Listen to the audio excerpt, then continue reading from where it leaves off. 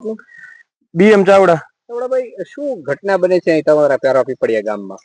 ઘટના એવી બને છે કે રાતના અહીંયા ગમે ત્યારે ચક્કર મારો કે રાતે ગમે ત્યાંથી દીપડો ગમે ત્યાં દીપડાની ફૂલ બીક રહે છે. અમને અહીંયા રાતે ગમે ત્યારે મજૂર સુતા હોય તો ફૂલ બીક રહે છે. રાતે ગમે ત્યાં આપણે વાડી પીને રખોપું કરવું હોય તો નથી કરી શકતા.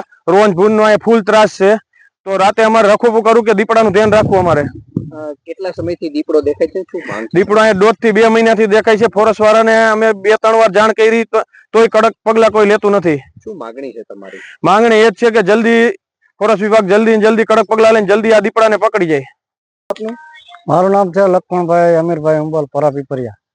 શું ઘટના બની છે તમારી વાડીએ? ઘટના તો સાહેબ એવું છે, આ દીપડો વાડિયા બહુ હેરાન કરે છે. માણસો બીએ છે. એક દિવસ હું રૂમમાં ઘરી ગયો હતો. પછી તમે શું કર્યું? પછી આ માણસો તો સુતા તો જાગી ગયા. પછી તો આખી રાત જઈ ગયા, સુતા નહીં. ઓકે, શું માંગણી છે તમારી? માંગણી એક જ છે સાહેબ અમારે કે આને જેમ બને મને વેલા પકડે. કેટલા સમયથી આ દીપડાનો ત્રાસ છે? દીપડાનો ત્રાસ છે સાહેબ 2 મહિના થયા. રાત મજૂરો કોઈ મળે છે કે નહીં? શું મુશ્કેલી પડે છે? મજૂરો સાહેબ વયા જાય ને, રાત આખી જાગે, દિવસ ને કામ શું કરે? 2-3 વાડીના તો લબાસા ભરીને વયા ગયા કે અમારે બાલ બસા નાના એનું ધ્યાન રાખવું કે રાતે જાગવું. નિલેશભાઈ, શું ઘટના બની હતી રાતના? તમે દીપડો જોયો તો ત્યારે? દીપડો અમે જોયો તો 10:30 નો ટાઈમ હતો ને બધા બાઈ છોકરા તો ખોઈ ગયા હતા. અમે બધા ખોઈ ગયા હતા.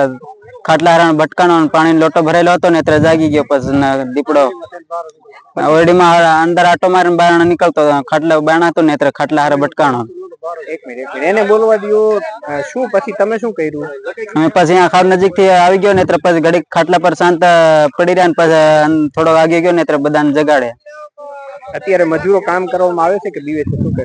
ના, કોઈ નથી આવતું. મારવાડી 4 જણા હતા, એમાંથી 2 તો વયા ગયા ને 2 હજી સહી જવાના 4-5 દિવસમાં. તમારું? મેહુરભાઈ કોઠીવાડ.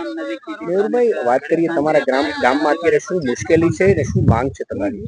અમારા ગામમાં અત્યારે દીપડાનો બહુ મોટો ભય છે. 2 થી 3 મહિનાથી આંટા મારે. વન વિભાગ એક વખત પિંજરું મૂક્યું હતું અને ઉપાડી લીધું 1 દિવસ 2 દિવસ રાખીને. અને બધી વાડીઓમાં અત્યારે લેબર બહુ તકલીફ છે. જે લેબર છે મજૂરો બધા આદિવાસી એ અંદર દીપડો કરી અને બધા ભાગવા માંડ્યા છે. અત્યારે એક પર બરોબર અત્યારે વરસાદની સિઝન છે, વાવણીની સિઝન છે, વાવવાનું છે, મગફળી ને કપાસના બધા પાકની નીંદવાની મોસમ હાલે. અને અત્યારે દીપડાની ભયથી બધા એક પણ આદિવાસી અહીંયા છે નહીં. અને ગામજનોને જે ખેડૂતો છે એ 5-7 જણા ભેગા થઈને વાડીએ આવવું પડે. રાતે તો આવી જ નથી શકતા, પણ દિવસના આજુબાજુ 4-5 હોય તો જ અહીંયા વાડી આવી શકે. એમ્સ રોડ છે, એમ્સના જે દર્દીઓ છે એને પણ હાલાકી પડે બહુ.